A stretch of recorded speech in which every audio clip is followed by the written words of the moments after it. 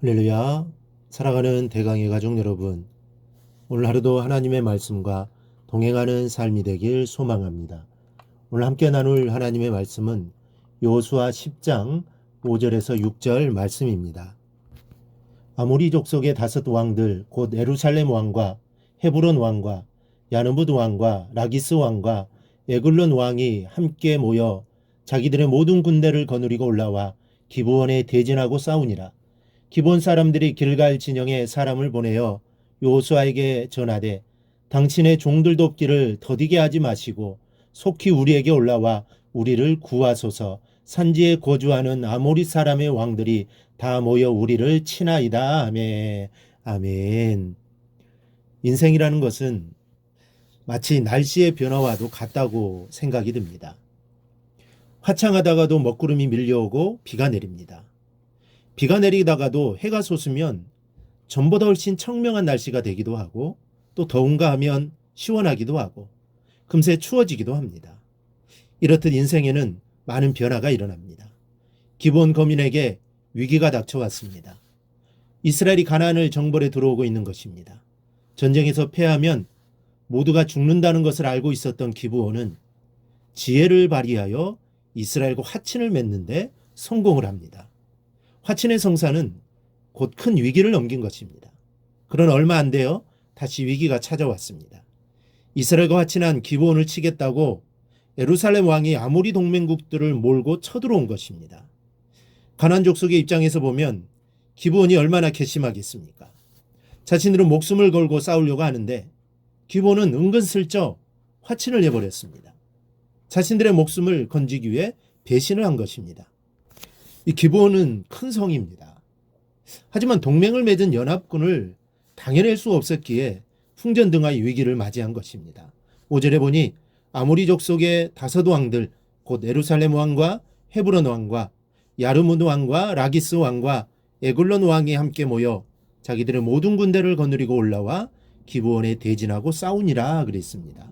자기들의 모든 군대를 거느리고 올라왔다고 했습니다. 연합군이 총출동한 것입니다. 그러니 기브온에게는 절대절명의 위기가 찾아온 것입니다.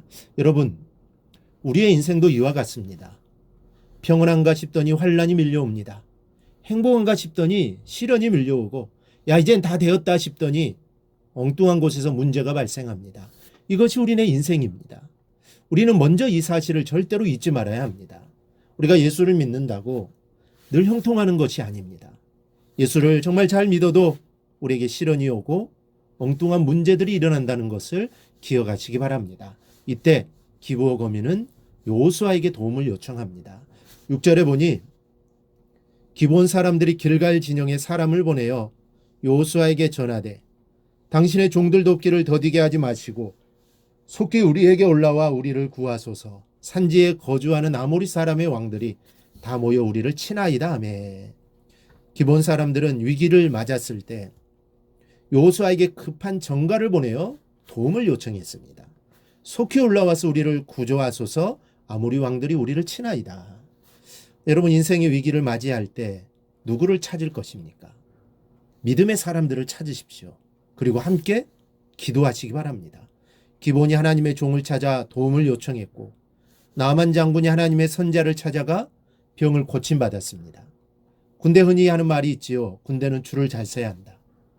지금은 어떤지 모르겠지만 옛날에는 자대 배치를 받을 때 서 있는 순서대로 자릅니다. 여기까지는 포병, 또 여기까지는 공병. 어느 줄에 섰느냐에 따라서 군생활이 편하기도 했고 죽도록 고생하기도 했습니다. 인생에서 도움을 요청할 때도 대상을 잘 붙들어야 합니다. 믿음의 사람을 만나야 하고 함께 기도하십시오. 그래야 할 때 여러분은 천군만마를 얻은 것과 같을 것입니다. 어리석은 예루살렘 왕처럼 동맹국을 의지하지 않기를 바랍니다. 가나안 족속들처럼 동맹을 맺어 연합군을 창설하고 이제 됐다 하지 않기를 바랍니다. 성경을 보면 하나님을 붙들지 않고 된 사람들은 아무도 없습니다. 그리고 하나님을 붙들고 되지 않은 사람도 하나도 없습니다. 우리는 오직 하나님 한 분만 의지해야 합니다. 그 하나님께 우리의 모든 소망을 두어야 합니다. 그리고 주위에 있는 믿음의 성도들과 함께 기도에 힘써야 합니다. 기도 제목을 나누고 그 제목을 위해 함께 기도해야 합니다. 저는 늘 우리 교인들을 위해 기도합니다. 그렇지만 저를 찾아 어려운 환경을 이야기하고 기도를 부탁하는 분을 위해서 더 많이 더 간절히 기도하게 되는 것이 사실입니다. 어려움을 요청한 분들의 눈에 밟혀서 그런 것 같습니다. 그러므로 하나님을 의지하고 목회자를 의지하여 기도의 제목을 나누고 함께 기도해야 합니다. 기브온 거민들은 역시 지혜로운 면이 있었습니다. 이스라엘과 화친을 맺을 때도 그랬고 위기가 왔을 때 여호수아에게 도움을 요청한 것도 그렇습니다. 그들의 연합군을 찾아가 사정을 이야기하고 좀 봐달라고 말할 수도 있었을 것입니다. 어찌 보면 그 방법이 더 쉬울 수도 있습니다. 이스라엘이 강하다고는 하지만 연합군입니다.